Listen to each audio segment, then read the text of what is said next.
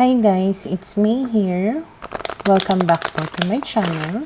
So, ang titingnan natin ngayon ay kung ano ang kailangan ninyo na malaman ng posibleng mangyari sa inyo sa mga susunod na mga araw. Maglalagay na lang po ako ng timestamp sa my description box para po mapuntahan ninyo ang inyong zodiac signs. Pero syempre, this is a general reading kaya hindi po lahat ay makaka-relate. Okay, so we will start po.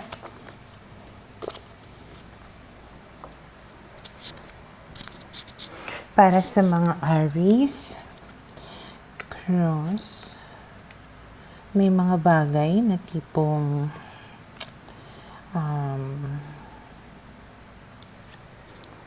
mabibigatan ka.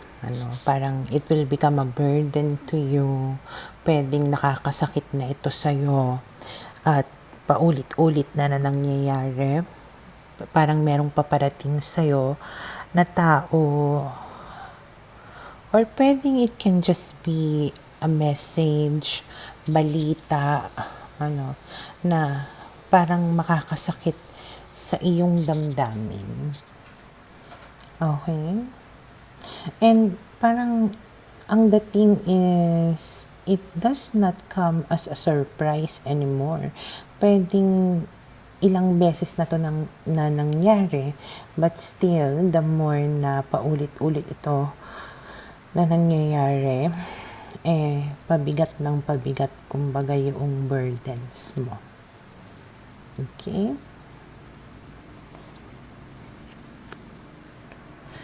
Para sa mga Taurus, we have here the ring, the snake, and we have here the sun.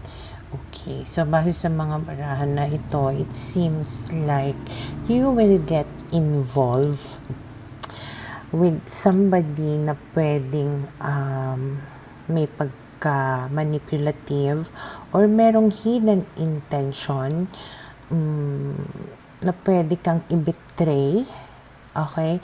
Pero, hindi mo pa to, parang hindi mo pa siya mararamdaman agad Kasi pwedeng, in the next couple of days, itong connection yun na ito, or relationship yun na ito, parang it's going to be happy. Okay? Or at least yun yung mararamdaman mo sa mga susunod na mga araw. Sobrang saya mo na you are involved or attached or with this person. Okay? Pero ayun nga, hindi mo alam na itong person na ito ay may tendency to betray you. So, siguro, kaya pinapaalalahanan ka na huwag masyadong magtiwala. Okay? Para sa mga Gemini, we have here the tree, the ship, and we have here the bear. Okay, in terms of your finances or health, pwede nga ibig sabihin nito mas nagiging stable siya, mas nagiging stronger siya, ganon. Okay, so parang walang magiging masyadong problema about that. Okay, pwedeng magkaroon nga ito ng magandang usad. Okay, progress, ganyan. Pwede rin na you might be traveling to a different place that because of your business para mas mapalago itong business mo na ito or yung status mo sa buhay, parang ganyan. Okay? Basta parang naka-focus here is yung paglago mo, pag-unlad mo sa mga susunod na mga araw. Okay? Para sa mga Cancer, we have here dog, garden, and child. Okay, parang sa mga susunod na mga araw, meron kang dadaluhan na gathering, event, na pwedeng sa kaibigan mo or somebody who is close to you. And then, pwedeng merong bata na siguro magba-birthday, ganyan. Okay? Kung hindi naman ganun, pwedeng ang ibig sabihin nito ay you might be involved or with somebody or may makikilala ka na tao sa isang event or salo-salo na itong tao na ito will become your friend pero meron siyang pagiging immature. Okay. So, siguro yung warning lang doon is, ayun nga, medyo isip bata siguro or pwedeng hindi kayo magka-level ng maturity. Okay?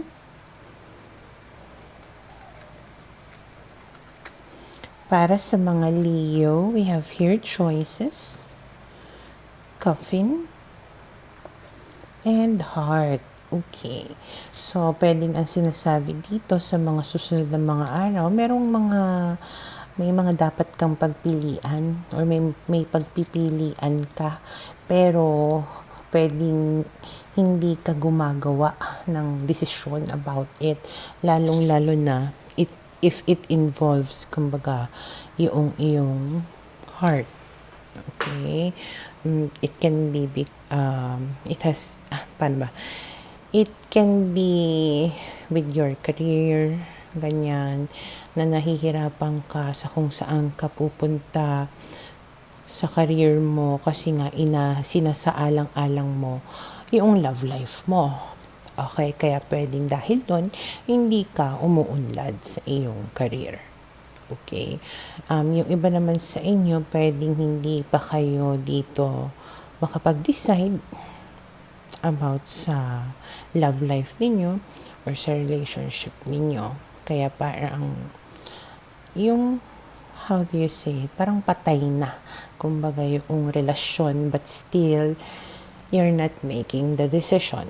Okay, health-wise, maybe some of you needs to get your heart check, your BP check, ganyan, para kumbaga mahanapan nyo ng magandang solusyon or para hindi lumala yung problema ninyo sa inyong kalusugan. Okay? Para sa mga Virgo, we have here the stork, house, and lady. Okay, so pwedeng ang dito, merong magandang pagbabago na mangyayari sa inyong bahay that involves a certain lady or babae. So pwedeng iba, kumbaga yung dynamics ninyo nitong tao na to, mas mag-improve yung living situation ninyo with this person. Pwede sigurong mas magiging magkasundo kayo nitong tao na ito.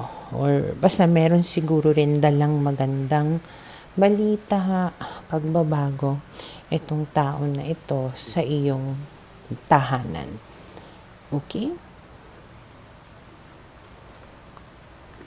Para sa mga Libra, we have here key, clover, mountain. Okay, so may parang darating dito sa inyo na oportunidad na makakapagbigay sa inyo ng swerte. Okay, pero it will not be a walk in the park. Hindi ganun kadali.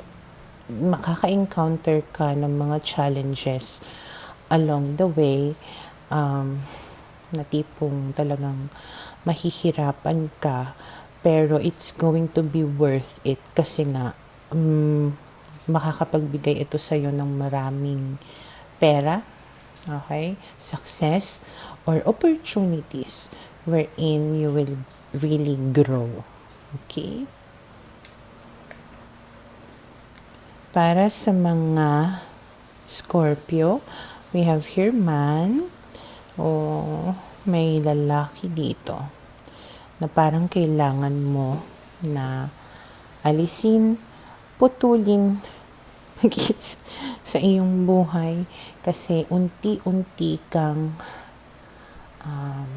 paano ba, dinudurog or unti-unti kang natutunaw, paano ba yun, nakukulangan, or tinitake advantage nitong tao na to hanggang sa wala nang matira sa iyo. Okay? Kaya siguro, mas maigi na alisin mo na lang sa buhay mo itong tao na ito.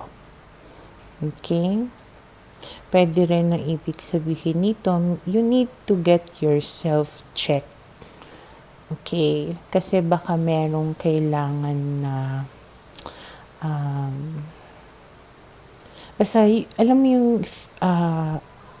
outside, parang wala ka nakikitang problema sa sarili mo, pero sa loob, meron yung parang unti-unti na kinakain yung loob mo. And there is like something that needs to get rid of. Okay, kaya kailangan mo itong ipatingin. Okay?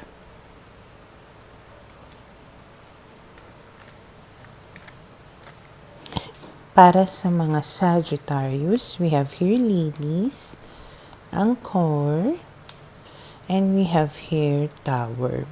Okay, so base sa mga barahan na to, it seems na siguro emotionally, mentally, mas magiging kampante ka, stable ka sa mga susunod na mga araw. Parang yung iba sa inyo, you will feel solitude, or you will enjoy your solitude. Okay, hindi kayo yung tipong magiging emotionally needy to somebody else. Parang kaya ninyo na tumayo sa sarili ninyo na hindi kayo umaasa sa iba. Okay, so financially, pwedeng mas magiging stable din ito. Okay, na parang pwedeng patuloy na umaangat yung estado mo. Basta stable yung pag-angat. Parang ang hirap explain. Kasi di ba stable, pag stable, hindi gumagalaw. Pero ang ano dito, stable na umaakyat, parang ganun. Or patuloy siguro na umaakyat. Ganyan. Okay na tipong nakakapag-save ka enough for you to retire. Okay? Para sa mga Capricorn, we have here bouquet, fish, and clouds. Okay, so sa mga susunod na mga araw, parang merong mag-o-offer sa'yo ng pera or pagkakakitaan, pero medyo malabo. Na nakukonfuse ka. Hindi ka sigurado kung talaga bang ang tawag nito, kung talaga bang kikita ka dito sa ino-offer sa'yo nitong tao na ito. Okay, pero ang sinasabi din dito, kailangan mo na pag-ingatan yung pera mo. Kung hindi ka sure, kung nalalabuan ka, wag mo munang pasukin. Okay? Para sa mga Aquarius, we have here birds, moon, and fox. Okay. So, base sa mga barahan na to, meron mga tao dito na mga chismosa, basta mga madadadal. Tama ba? Na tipong may ipaparating sa iyo na balita, okay, na maaaring mag-create sa iyo ng doubt. Okay, na tipong nalilito ka ngayon kung totoo ba ito or hindi. And dahil nandito si Fox, ibig sabihin, itong mga tao na ito, mga magagaling na tipong magaling magmanipula. Okay, pwedeng merong hidden na agenda. Okay, kaya yung pagchismis nila sa'yo, yung pagbalita nila sa'yo, kumbaga, meron silang intensyon talaga na malito ka. Okay? Para sa mga Pisces, we have here the stars, the letter, and book. Okay, so base sa mga barahan na to, it seems na meron ka matatanggap dito na sulat, mensahe na pwedeng answered prayer pagkaantay-antay mo, na pwedeng mag-gain ka ng knowledge. Okay, yung iba naman sa inyo, pwedeng magbubukas ito ng opportunity sa inyo. Okay? Pwede rin na may mga secrets na ma-open up sa'yo which will give you hope. Okay? Basta, you will receive something that will be an answered prayer to you. Okay? So, for now, yun na nakikita ko na kailangan na malaman ng bawat zodiac signs.